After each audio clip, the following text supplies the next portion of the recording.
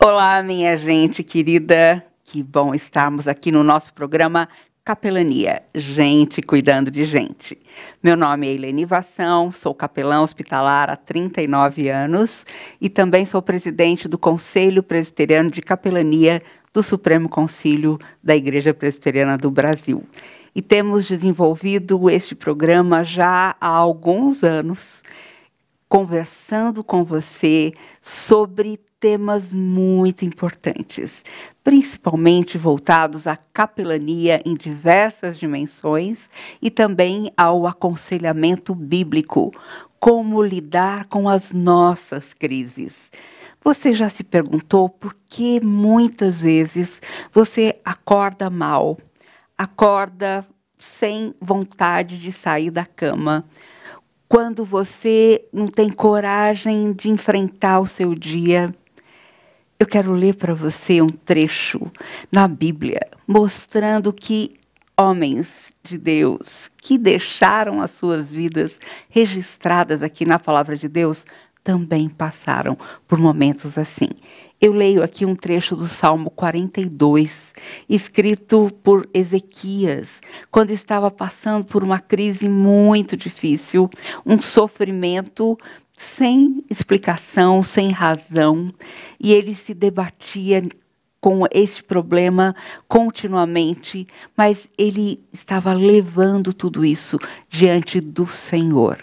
E ele fala assim: assim como a corça suspira pelas correntes das águas, assim por ti, ó Deus, suspira a minha alma.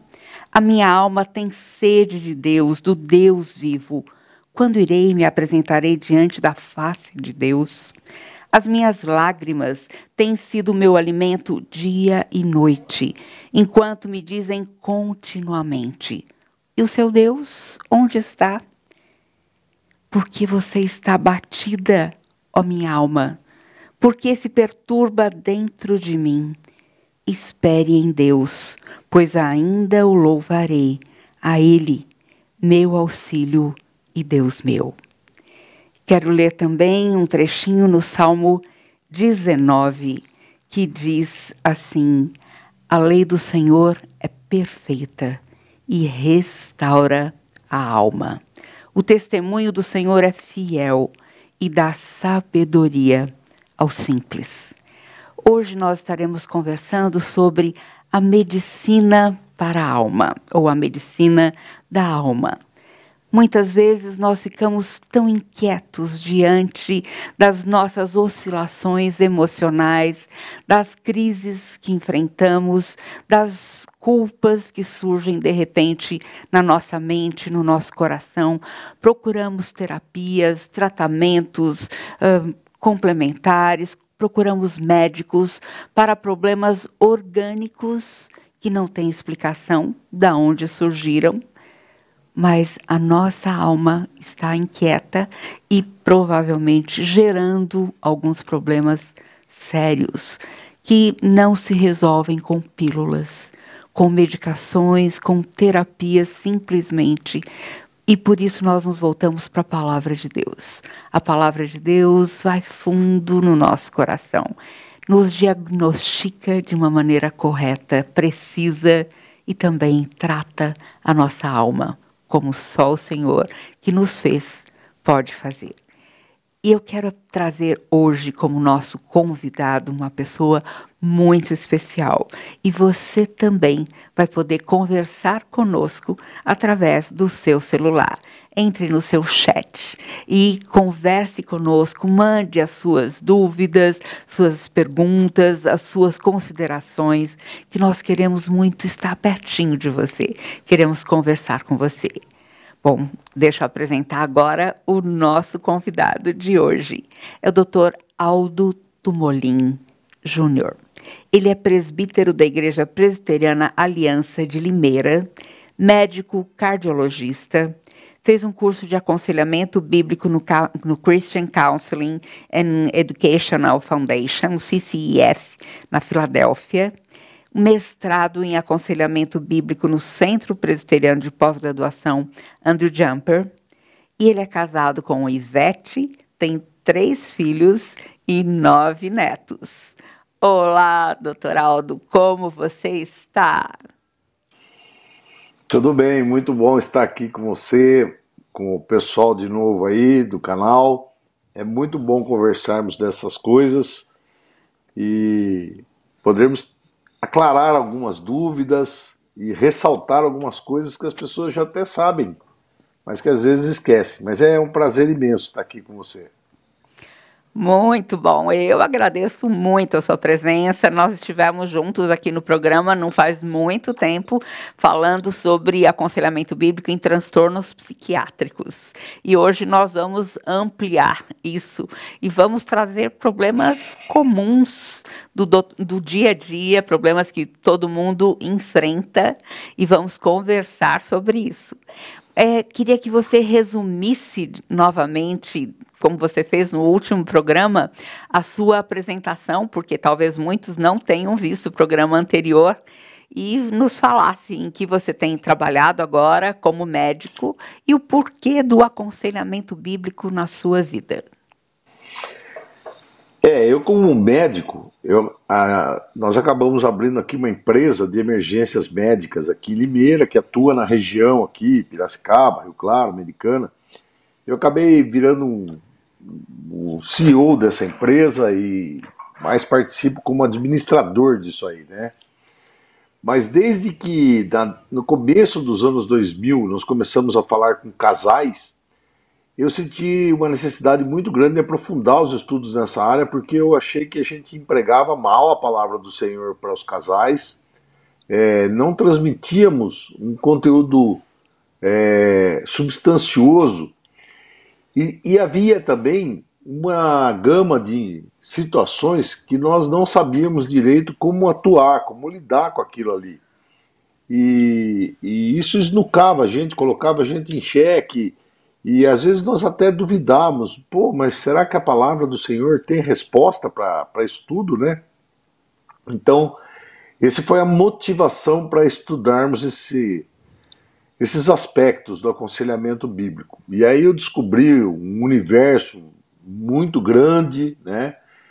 Foram muitos livros que lemos e nos instruímos, tanto lá no CCF quanto aqui no Andrew Jumper, conversando com outros professores, mestres e outros conselheiros bíblicos, e foi um descortinar de um universo e entendermos que realmente as doenças da alma, que muitas vezes erroneamente são classificadas como doenças do corpo, são tratadas absolutamente pela palavra do Senhor, como está lá em 2 Pedro capítulo 1, que Deus nos deu todas as coisas que necessitamos para uma vida piedosa.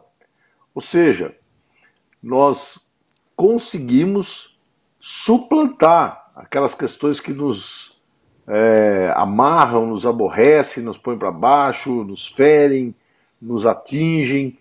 Todos nós sofremos porque vivemos num mundo caído, com pessoas caídas e quebradas. Entretanto, a palavra do Senhor nos garante que há respostas do Senhor para todas estas situações. E além da gente resolver os nossos problemas, nós somos recrutados a curarmos os demais, os outros. Nós temos, eu costumo dar isso no meu curso lá, eu falo mais de 35 passagens que tem na Bíblia de uns aos outros. E isso é um ministério, né? O ministério da reconciliação. Então, temos que estar com a ferramenta bem afiada, temos que nos colocarmos como instrumentos e trabalhar na seara, né? Porque é muita coisa, tem muita gente sofrendo.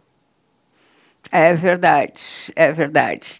Eu estou lendo aqui um trechinho de um livro que você fez a tradução. A Culpa é do Cérebro. O Dr. Ed Welch foi, acho que, seu professor. lá no Christian Counseling, e também foi meu professor aqui no mestrado em aconselhamento bíblico na Palavra da Vida, e aprendi demais com ele. Meu marido e eu fizemos o mestrado juntos. E ele faz uma colocação muito interessante aqui. Primeiro ele cita Blaise Pascal.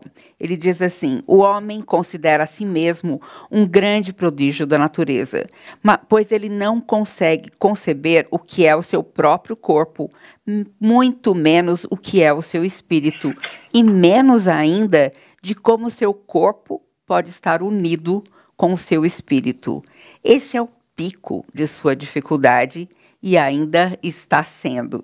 E ele começa o capítulo dizendo assim: vamos correr imediatamente para questões bastante práticas. Há momentos em que, por causa do meu cérebro, eu não seja responsável pelo meu comportamento.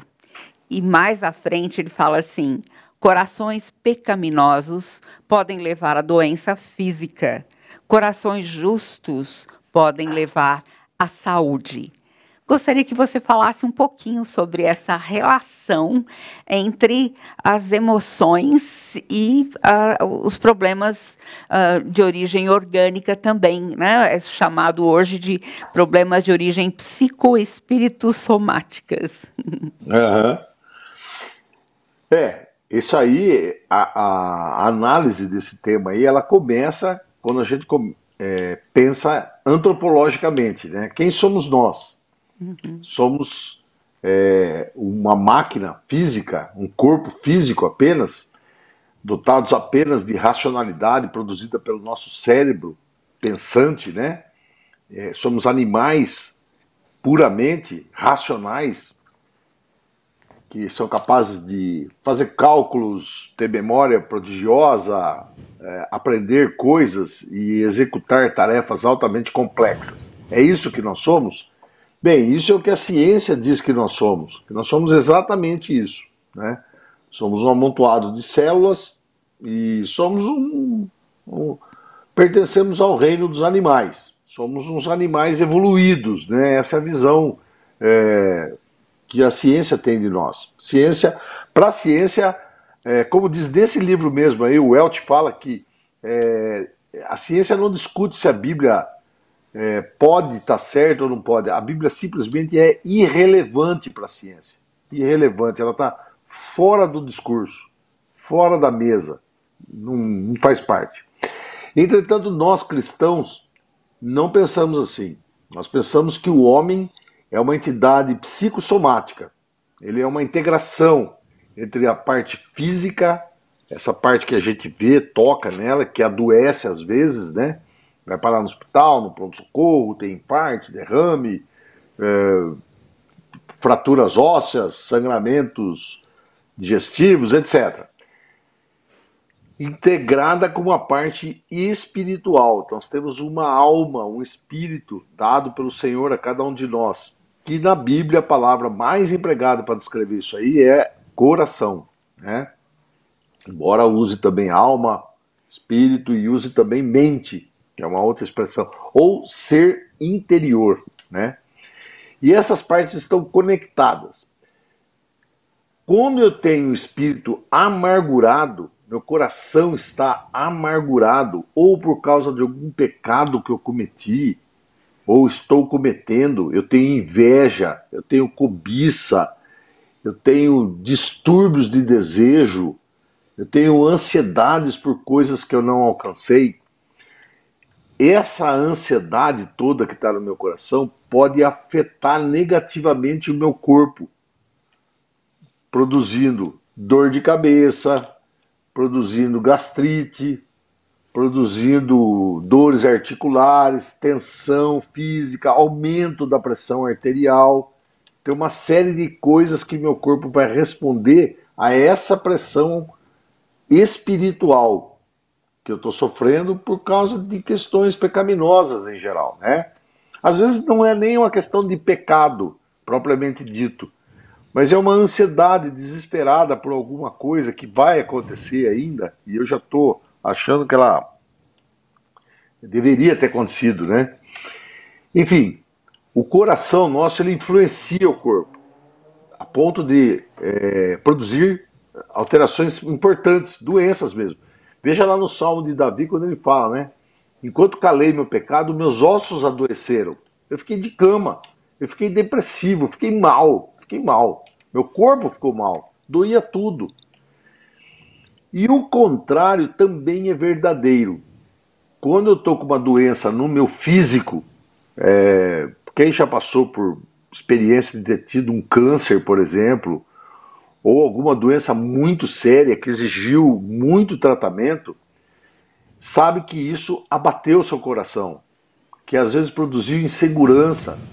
E aí clamamos como o salmista, né? Às vezes, Senhor, apressa-te em socorrer-me, estenda a tua mão para mim, me sinto caindo como se estivesse caindo num abismo, né? Então, o nosso corpo influencia o estado da nossa alma. As circunstâncias também influenciam o estado da nossa alma, né? Entretanto, nem o nosso corpo, nem as circunstâncias, nem as demais pessoas e nem mesmo o nosso inimigo, o diabo, podem fazer o nosso coração errar, pecar. A decisão de pecar é uma decisão moral que parte do coração. É o que Jesus fala, né? De onde partem as questões pecaminosas de vocês? É do coração que ela sai, né? Homicídios, invejas, adultérios e outras coisas. Então é isso. Há uma correlação entre as duas partes, mas o agente que nós usamos para pecar sempre é o coração. Sempre pecamos com o coração. Às vezes com influência do corpo. Exatamente. Dr. Aldo Tumolin, cardiologista, médico e também conselheiro bíblico, que está conosco hoje como nosso convidado especial. Ele já falou no início sobre a importância do seu trabalho com casais. E associando ao que ele está falando agora, eu gostaria de fazer uma pergunta. Eu quero ler um trechinho do Salmo 38, Salmo de Davi, quando ele estava se remoendo ainda por causa do seu pecado com Batseba. Ele pecou, ele adulterou, ele mandou o marido dela, que era o seu soldado fiel, para a frente de batalha para que fosse morto. E depois ele ficou se remoendo por causa desse pecado, de toda a sua culpa. E uma coisa importante a gente lembrar é que o tempo não apaga os nossos pecados, não suaviza as nossas dores de alma, as nossas culpas. E eu queria ler para você, como o Dr. Aldo está falando sobre a influência das emoções, da culpa principalmente, sobre o nosso físico. Ele fala assim: cravam-se em mim as tuas setas, e a tua mão recai sobre mim. Não há parte sã na minha carne por causa da tua indignação. Não há saúde nos meus ossos por causa do meu pecado. Pois já se elevam acima da minha cabeça as minhas iniquidades, como fardos pesados excedem as minhas forças. Tenho feridas que cheiram mal, estão cheias de pus, por causa da minha insensatez. Sinto-me encurvado e muito abatido. Ando de luto o dia todo. Os meus lombos ardem e não há parte sã na minha carne. E sou aflito e muito quebrantado. Dou gemidos por causa do desassossego do meu coração. Na tua presença, Senhor, estão todos os meus desejos e a minha ansiedade não te é oculta. O meu coração bate acelerado, faltam-me as forças e a luz dos meus olhos até esta me deixou. Interessante, né? Porque é tudo aquilo que você acabou de falar sobre a associação dos problemas da alma, nesse caso, a culpa de Davi e o seu físico, todo o seu corpo está sofrendo. Todo o tempo que ele tentou fazer coisas boas, continuar a sua vida, fazer de conta que nada tinha acontecido, tocar para frente, não resolveu. Porque a sua alma e o seu corpo sofriam continuamente. Uma pergunta, pensando em casais e pensando em o problema que Davi viveu aqui com a culpa, o adultério. Como é que você tem agido nesses casos? É lícito, é justo, é certo a confrontação? Ou quando nós estamos percebendo a coisa, ou ouvimos de alguém falar na igreja, olha, tal pessoa está adulterando, eu vi, eu ouvi, eu tenho provas. Você age como cada um na sua, todo mundo tem liberdade de fazer o que quiser, cada um é responsável diante de Deus, ou como conselheiro bíblico, você confronta o pecado? O local onde eu estudei, né, que acho que é a mesma formação que você teve também, nós viemos com uma ideia de que realmente o pecado tem que ser confrontado, embora as pessoas estejam sofrendo. E isso nós temos que respeitar e ajudá-las a suplantar esse sofrimento. Mas o pecado não vai deixar de ser confrontado. Com casais, a gente tem utilizado aqui diversas opções. Às vezes nós fazemos reuniões conjuntas, marido e mulher, porque a gente acha que é importante que um escute o que o outro está falando. E às vezes fazemos entrevistas individuais, conversas em separado, só com o marido, depois só com a esposa. Quando o problema está centrado num dos cônjuges, a gente dá preferência à conversa com aquele cônjuge. Ocasionalmente pode convidar o outro para um ou outro aspecto, né? No caso do adultério, como você citou aí, é uma situação bastante dolorosa, requer muito cuidado para lidar com isso, né? De cara a gente já desmonta aquele argumento que isso aí Jesus disse que é motivo da nossa separação, né? Que é a porneia, né? Então, inclusive essa semana mesmo eu estava discutindo isso com um dos nossos pastores aqui. Indivíduos que vivem na prática da porneia, na prática disso, né? Seja através da pornografia, com atos masturbatórios na internet, né? E outras coisas, ou pessoas que vivem com amantes e arrumaram outra pessoa dentro da sua vida. No nosso entendimento, essas pessoas praticamente abandonaram o seu lar, porque eles vivem na prática do adultério. Né? É diferente daquele caso que a pessoa cometeu um ato de adultério e ela reconhece isso, assume que fez isso, está arrependida, quer consertar o casamento, tem todo o interesse do mundo em brigar pela sua família, entende que a família é algo que Deus projetou para o ser humano, e tem interesse em fazer essa restauração. Então aí nós vamos ver por que a pessoa acabou indo para o adultério, o que ela sentiu depois que cometeu esse ato. O outro cônjuge tem que estar imbuído de um aspecto de perdão também, tem que ser trabalhado o perdão com o outro cônjuge. E eu já tive a oportunidade de falar uma frase que eu ouvi do Ed Welch muitas vezes, né? Falar para os cônjuges: o amor cobre multidão de pecados. Né? Se você ainda ama o seu cônjuge, mesmo ele tendo ferido você, você deve perdoá-lo. Deve perdoá-lo.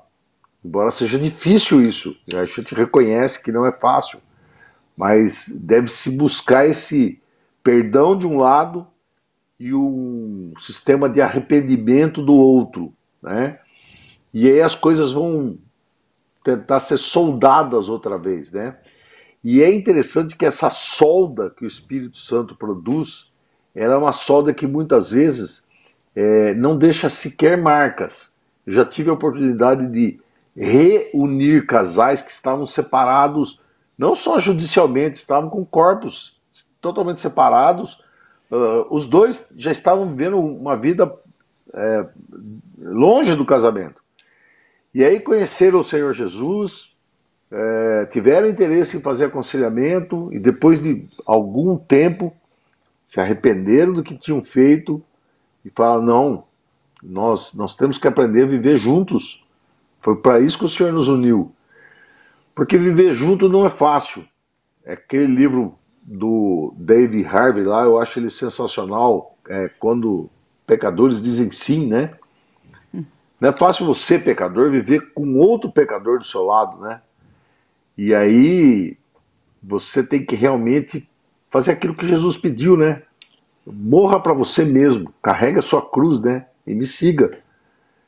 E eu acho que o casamento ele reflete muito bem isso. Ele é uma imagem perfeita desse, quando fala que Cristo amou a igreja e se deu por ela, né? Então o casamento tem que ser se doar pela outra pessoa. E aí o eu vai para o espaço, né? Tem que estar focado no amor pela outra pessoa, interessado no que a outra pessoa tem a me ensinar, a ouvir, né? E eu mesmo interessado em reerguê-la quando ela cair, tropeçar e precisar de ajuda, né? E um ao outro fazendo isso, obviamente, marido para a esposa para o marido. Então eu acho que tratar casais, claro que erros de pessoas solteiras ou sozinhas ou individuais são bastante frequentes. Mas eu gosto muito de tratar casais porque a amplidão da questão é maior e nós temos essa imagem gráfica do que é Cristo e a igreja, né? E isso aí é mais, eu acho que é mais prazeroso, mas temos que confrontar, sim. Não vamos dar razão para erro algum, né? Tem que ser confrontado. E uma coisa interessante é que muitas vezes nós pensamos como as pessoas em geral pensam. Amar é gostar. Então, enquanto eu gosto, eu estou amando.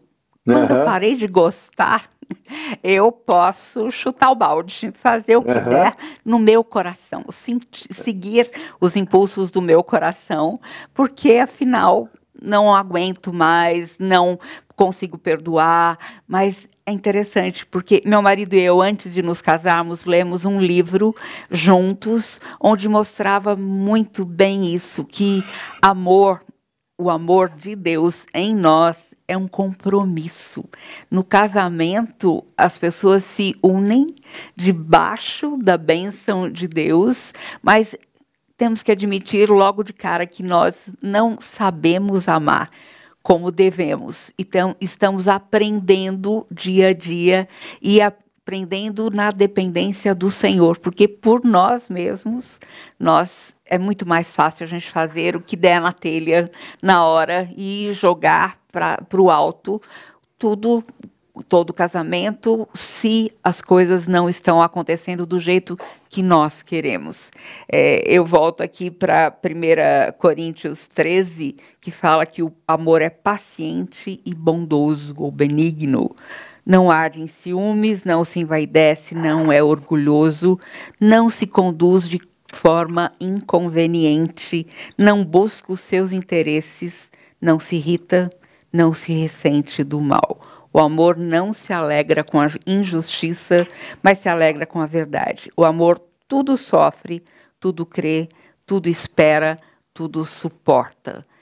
Eu não vejo essa possibilidade, humanamente falando, da gente tudo sofrer, crer, esperar e suportar, se não for o Senhor agindo em nós, nos nossos corações, não é verdade? Porque é sobre-humano. Exatamente.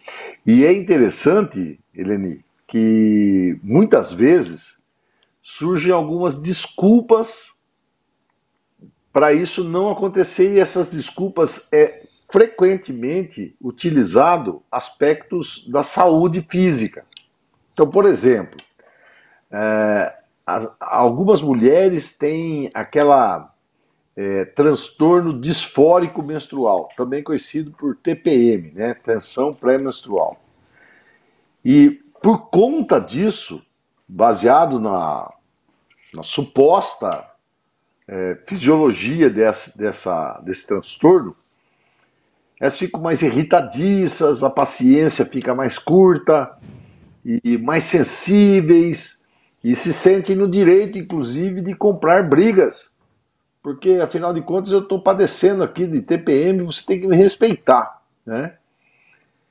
Entretanto, essa palavra que você usou aí, o amor supera tudo.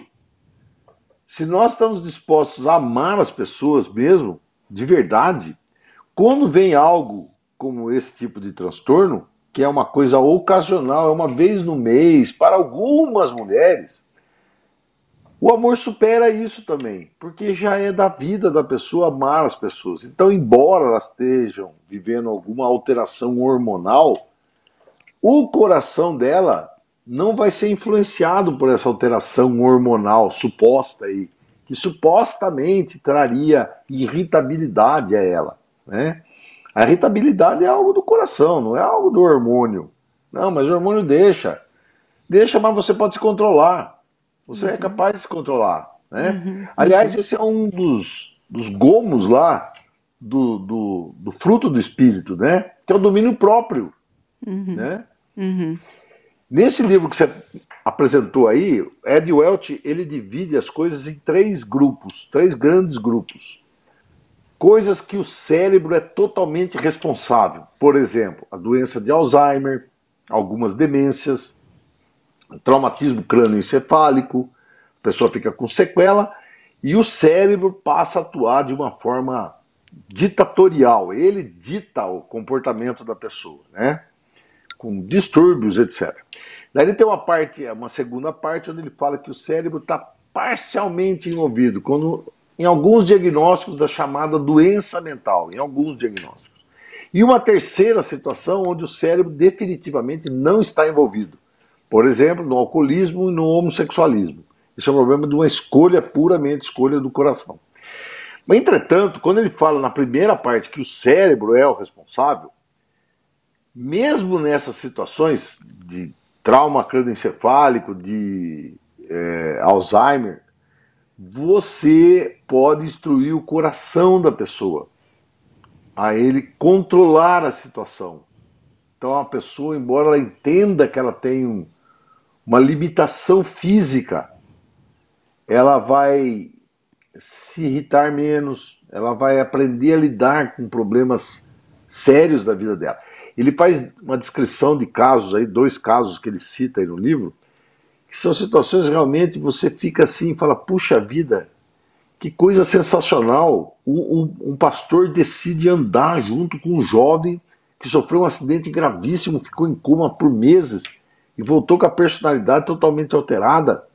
E o pastor anda com esse jovem e vai mostrando a ele que ele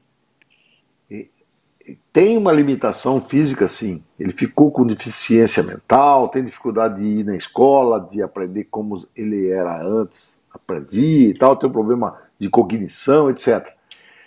Mas ele também mostra ao jovem, com o passar do tempo, que ele pode controlar as suas reações e pode buscar Deus com força, né? Então, embora queiramos criar um clima de não, a doença é que modela o comportamento humano. Não, o que modela o comportamento humano é o coração. É o coração. Sim. Quando você vai para o DSM-5, você vê como a psiquiatria coloca vários dos nossos chamados pecados em transtornos, né? E você citou aí a pornografia, a homossexualidade, e são escolhas que a gente faz. A gente não nasce assim, a gente não tem que se entregar a isso, o alcoolismo também. Então, podem ter fatores fatores que são importantes, mas uma frase que a gente aprende no aconselhamento bíblico é: fatores podem ser importantes, mas não são determinantes. Então, assim, eu não sou vítima das circunstâncias. Eu posso todas as coisas naquele que me fortalece. Deus me dá forças para vencer, para enfrentar, para andar do jeito que Ele quer que eu ande. Então, é muito importante essa distinção entre o que é problema, um transtorno mental, mas sendo um problema orgânico, cerebral, ou uma escolha na terceira categoria que você colocou. Muito importante, muito bom. Eu estou vendo aqui algumas mensagens no meu celular, no chat, e eu quero incentivar você a falar aqui com a gente, conversar com a gente, porque nós queremos ouvi-lo. A Sheila Furlan fala boa tarde, Nazaré Cândido fala sobre o boa tarde, povo de Deus, na paz do Senhor Jesus. Um vídeo riquíssimo em conteúdo. Ela fala sobre a importância de tendo quebrado um vínculo de casamento, de relacionamento por causa de um problema, como é difícil voltar a confiar. Realmente a confiança foi quebrada e não se recupera por um pedido de desculpas, mesmo que haja arrependimento, e é vital que haja confissão e arrependimento, mas se demora para construir e reconstruir esse vínculo que foi rompido por uma traição. A Dalva Souza também fala boa tarde para a gente, e a Miriam Moura fala excelente tema. Comenta um pouquinho sobre essa reconstrução de vida depois de um vínculo quebrado, por favor. Isso realmente é um passo difícil, é uma coisa que não vai se instalar de uma hora para outra, assim como muitas crises no casamento não se instalaram de uma hora para outra. As coisas vai sendo minada aos poucos, e os cônjuges muitas vezes não dão atenção para essas pequenas coisas. É uma porta que fecha mais duramente, é uma palavra mais ríspida em outro momento, é uma falta de carinho, enfim. Eu costumo falar que uma parede ela não desaba de uma hora para outra, ela começa com uma trinca pequenininha, vai tendo uma infiltração e tal, e daqui a pouco a parede está comprometida, né? A mesma coisa acontece ao contrário, quando você está restabelecendo, tentando reconstruir seu casamento. Então, é difícil, mas a determinação das pessoas em querer reconstruir é fundamental, fundamental. Claro que vão surgir novas dúvidas, claro que sempre vai ficar aquela pulguinha atrás da orelha, falando assim, acho que ele continua tendo um caso. Deixa eu ver seu celular, quem que ligou aí para você? Que tanto você fala no celular? Onde que você foi agora há pouco? Com quem você conversou? Então, essa dúvida permanente, em algumas pessoas, ela é perseverante, né? Ela é persistente. Mas isso tem que ser tratado, e cabe ao conselheiro bíblico também tratar isso, né? Nós temos que dar um voto de confiança à pessoa que se diz arrependida. Porque pensa um pouquinho, nós pecamos contra o Senhor. E muitas vezes nos arrependemos, mas não nos arrependemos de verdade. Voltamos a cometer o mesmo pecado outra vez. Porque a palavra arrepender-se, lá no Antigo Testamento, ela tinha uma conexão com uma mudança absoluta de rumo. Ela significava mais ou menos fazer um giro de 180 graus. Eu estava indo naquela direção, agora estou indo para lá. Isso é arrependimento. Entretanto, nosso relacionamento com o Senhor muitas vezes não é assim. A gente se arrepende, mas não dá um giro de 180 graus, dá um giro às vezes de 90 graus. Talvez não pratique o mesmo pecado da mesma forma, com a mesma intensidade, mas ainda assim continuamos a ofender o Senhor. E Ele continua a nos perdoar, Ele não nos trata segundo as nossas transgressões. Então, essa misericórdia de Deus que Ele tem por nós, derramando sua graça, que é um favor imerecido, tem que ser dado em favor daquele que nos feriu, ainda que seja uma ferida muito intensa mesmo. Por quê? Porque o nosso objetivo é tratarmos o nosso casamento e chegarmos a consolidá-lo mesmo. Então eu não posso desistir no meio do caminho com desconfianças minhas, porque daí eu estou sendo responsável pelo não retorno do casamento. Né? Agora ficou comigo ó, o problema. Eu não bato, fico teimando e não dá o voto de confiança.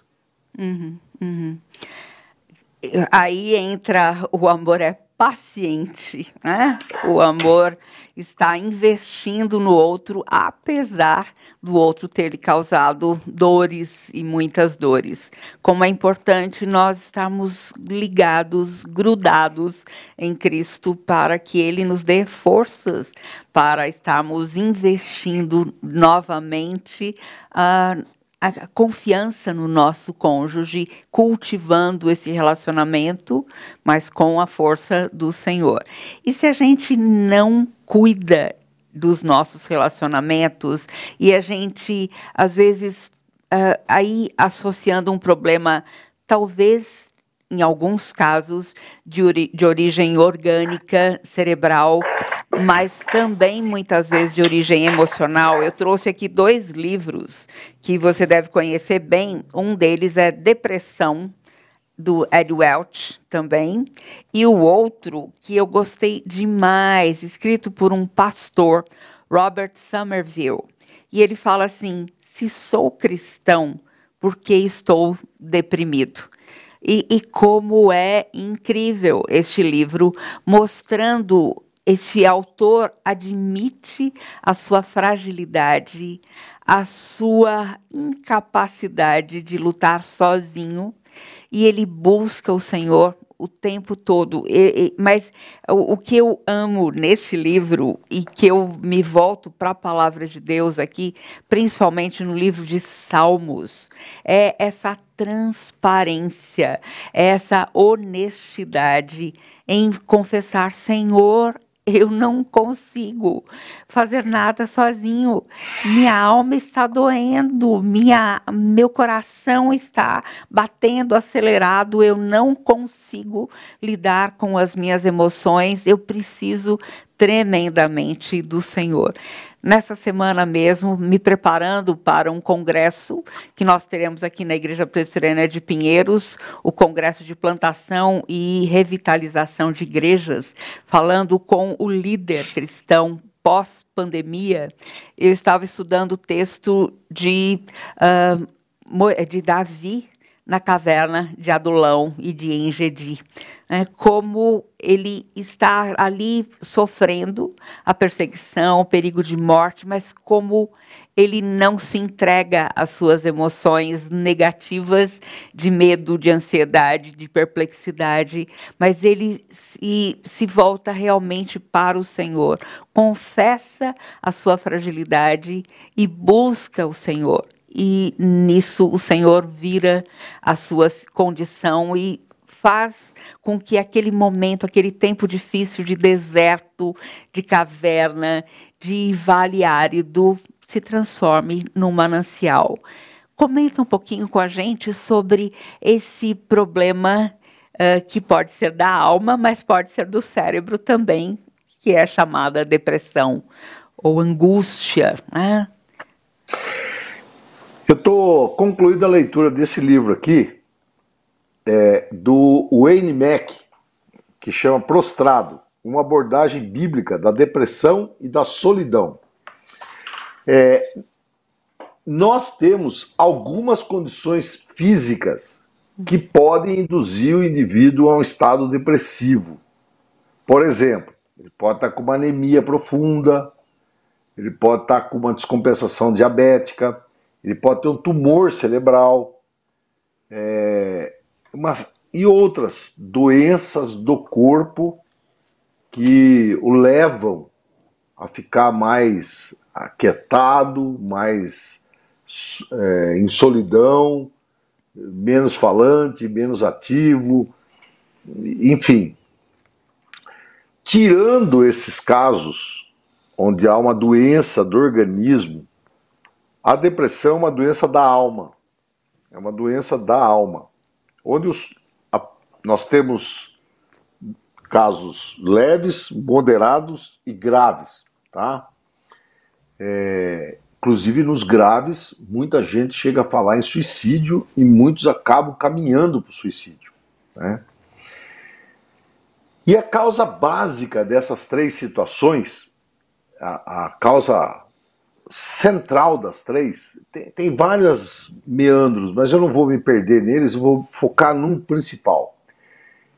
É a desesperança. Então, quando a esperança vai embora,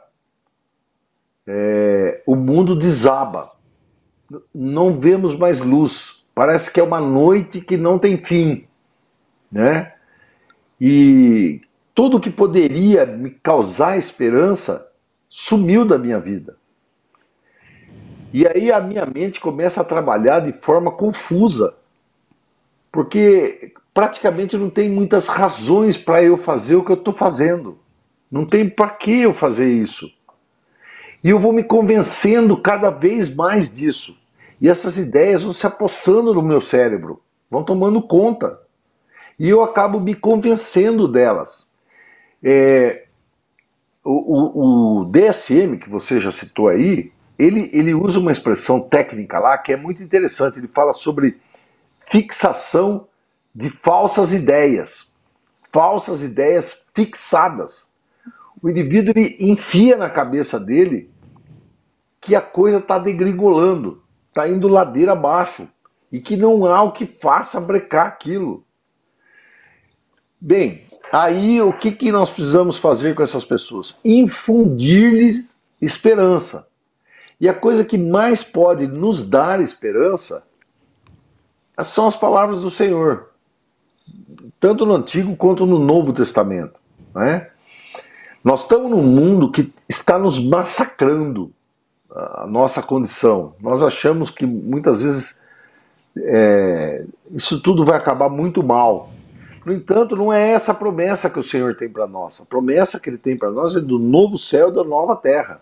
E que nós estamos aqui de passagem, nós somos itinerantes, estamos passando por aqui. Esse não é o nosso lugar final. Nosso lugar final é outro, que virá ainda. Então é mais ou menos como aquele povo que saiu da escravidão do Egito, andou 40 anos no deserto, que não é fácil. Pensa em passar 40 anos no deserto, não é agradável, né? Mas tinha um alvo, uma terra prometida, onde o Deus seria o seu Deus e eles seriam o seu povo. Então, existem muitos livros que tratam desse assunto depressão. Tem um livro que eu gosto demais dele, que é da editora Sebi, com S, né? Sebi, lá de Brasília, do Dr. Daniel Berger, que se chama Depressão, né? Uma abordagem que não é nem doença e nem pecado. Depressão é um estado da alma, da própria desesperança. E eu infundo isso na minha cabeça e passo a viver com essa desesperança no meu coração. O N. Mack, ele coloca mais ou menos as coisas dessa mesma forma, tá? E é muito legal a abordagem dele. É um livro pequeno, até fácil de ler, muito gostoso de ler esse livro aqui. Então, isso que eu tenho a dizer para as pessoas. Às vezes, boa parte delas precisam colocar sua confiança rapidamente em algumas coisas. E muitos deles colocam sua confiança nos comprimidos. E aí o comprimido vai funcionar mesmo, né? Mas nós não temos prova cabal que há uma queda de neurotransmissores do cérebro e que esses comprimidos repõem essa queda. Nós não temos uma prova concreta disso. Ah, mas as pessoas melhoram tomando esse comprimido. É verdade, mas elas também melhoram tomando chá de erva de São João, melhoram tomando outras coisas. Mas elas põem sua confiança nesse comprimido. E depois de um tempo elas veem que nem precisam mais do comprimido, né? Quando a confiança dela no Senhor volta, né? E a ampla maioria nem sequer precisa de remédios. Elas precisam de alguém que caminhe ao lado delas, infundindo-lhes coragem, discernimento, tirando essas falsas ideias da mente. É essa abordagem. Excelente. Sabe que há alguns poucos anos atrás eu recebi para aconselhamento, eu estava numa sala que era, o acesso a ela tinha uma escadaria, e eu recebi uma senhora levada pelo seu genro. Ela não conseguia subir as escadas, de tão fraca que ela estava se sentindo, tão mal. E eu a ouvi. Ela havia perdido o seu cônjuge de mais de 60 anos e estava profundamente prostrada, enlutada, vivendo um luto muito difícil. E estava com vários problemas orgânicos causados principalmente pela sua tristeza. E ela era uma líder na igreja. E não tinha espaço quase para que ela pudesse confessar a sua fragilidade, chorar. Ela achou que precisava sempre assumir uma postura de não, eu estou bem, eu estou superando, o Senhor está me dando forças, mas era uma coisa que não era humana, no sentido de admitir a sua fragilidade, o seu luto, a sua tristeza pela perda de alguém tão querido. E foi muito precioso nós trabalharmos ali naquele encontro, em cima da palavra. Dei a ela várias tarefas bíblicas para que ela continuasse fazendo em casa. E por uns 2 meses depois, eu a reencontrei aqui na minha igreja, Igreja Presbiteriana de Pinheiros, e foi uma surpresa encontrar uma mulher tão transformada pelo Senhor. Os seus problemas de saúde haviam sido sanados e ela só usou a palavra. Eu creio, eu trabalho no meio médico, nos hospitais, eu tenho visto a importância da medicação, desse tratamento médico, usando vários tipos de medicações, mas o aconselhamento bíblico, a palavra de Deus, realmente restaura a alma além daquilo que nós podemos imaginar. E eu queria citar para vocês algumas coisas. O doutor Aldo falou sobre suicídio até. As pessoas pensam em suicídio e nós temos visto um número enorme de adolescentes pensando em suicídio. Por isso, este livreto, escrito por alguém da Sociedade Bíblica do Brasil, Razões para Não Desistir, conversa com o adolescente e é ilustrado de uma maneira muito agradável, muito fácil de leitura também. E tem outro que eu escrevi, Escolha a Vida, Sociedade Bíblica do Brasil, também conversando com a pessoa que está sem esperança, pensando em suicídio. Então, como esses temas são importantes da gente trazer para dentro da igreja, conversar sobre, trabalhar as nossas próprias emoções à luz da palavra de Deus e ensinar a igreja a socorrer uns aos outros dentro do seu meio, mas também ser bênção para a sociedade. Eu quero que você veja um vídeo muito curtinho, de 1 minuto, de um adolescente que por um acidente foi queimado em todo o seu corpo, ficou na UTI de queimados do hospital, de um dos hospitais onde nós temos capelania, e ele ficou trancado dentro de um quarto, principalmente por causa da pandemia, não podia receber visitas nem dos seus pais, e um dos nossos capelães pôde estar com ele todos os dias.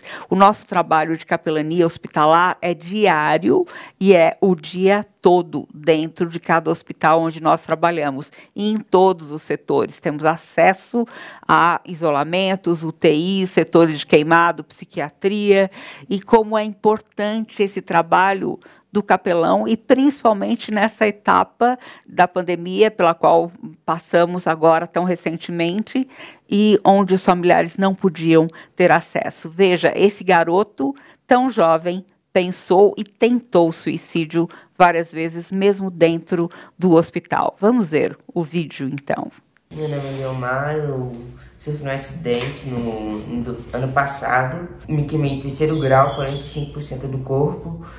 Eu fui internado 1 mês e 17 dias e eu sofri muito por causa disso. Eu tentei me matar várias vezes no hospital por causa da ansiedade, do pânico. Eu tive várias vezes pânico no hospital, de ficar sozinho, morrer. O que mais me ajudou lá foi o Denis, que quando eu precisava ele sempre vinha me ajudar. O meu filho não aceitava visita de ninguém, não queria conversar com ninguém, nem com a própria família, ele não queria contato. A única pessoa que ele aceitava era o Denis. O Denis sempre vinha com a palavra amiga, falar de Deus para ele, vinha fazer uma oração, então isso ajudou muito ele. Porque no momento que ele tentava se matar, vinha o Denis, confortava o coração dele, fazia ele mais feliz e deixava ele mais contente, para ele não fazer coisas que não devia. Graças a Deus a gente pôde oferecer um pouco de auxílio nesse momento, conversar um pouco, poder falar um pouquinho da palavra de Deus. Por causa da pandemia, ele não podia receber visitas, ele não pôde ter contato com as pessoas e o hospital nem a mim mesmo permitia estar presente. Tanto ele quanto a mãe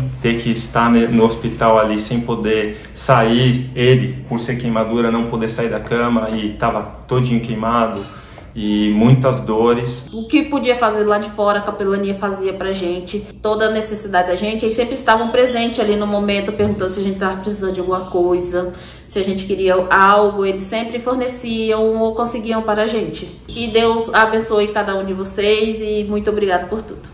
Eu agradeço ao Denis por tudo que ele fez por mim, por ser um amigo muito importante para mim, que ele me ajudou quando eu precisei, por tudo e que você foi um instrumento de Deus na minha vida, na vida da minha mãe e na minha família. Ele foi muito importante para mim, eu te agradeço. Amém, amém. Que bom nós podermos servir em todo lugar, usando a palavra de Deus que realmente transforma, restaura as vidas e traz esperança. Quero convidar você para o nosso primeiro congresso do Conselho Presbiteriano de Capelania da IPB, Igreja Presbiteriana do Brasil. Será aqui na Igreja Presbiteriana de Pinheiros, de 5 a 7 de maio agora. Então, entre lá no portal da IPB e se inscreva rapidamente. O doutor Aldo estará conosco aqui também, mostrando que o aconselhamento bíblico pode ser feito em qualquer contexto. E nós teremos aqui capelanias nas áreas carcerária, educacional, esportiva, na Casa do Aconchego, com motoqueiros, com pessoas de rua, moradores de rua, e também em catástrofes, os PMs de Cristo, na área empresarial. Assim, é uma porção de áreas onde você pode ser equipado para trabalhar, para desenvolver o ministério da igreja, o pastoreio, a sociedade em geral, levando a palavra que restaura a alma. Doutor Aldo, muito, muito, muito obrigada pela sua participação preciosíssima aqui, pelo seu tempo tão importante aqui conosco, por tudo que você nos ensinou. E quero te deixar 30 segundos para o finzinho deste programa, mas eu quero só comentar. Alguém me pergunta aqui, o Alex, que gostaria muito de aconselhamento bíblico online. Entre lá no nosso site da Igreja Presbiteriana de Pinheiros e procure aconselhamento bíblico, que é possível também você ter esse aconselhamento bíblico online. Doutor Aldo, a palavra é sua. Bom, eu só quero realmente agradecer a oportunidade de conversar um pouco com você, com o pessoal aí que está nos assistindo, e dizer que não podemos desistir uns dos outros. Acabamos de ver aí, o Denis não desistiu desse menino.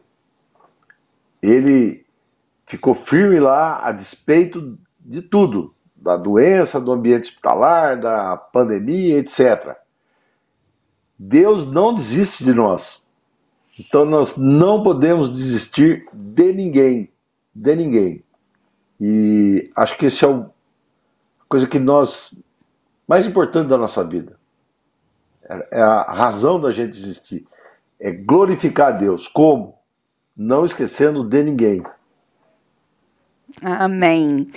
Gente, muito, muito, muito obrigada pelo tempo precioso que passamos aqui juntos.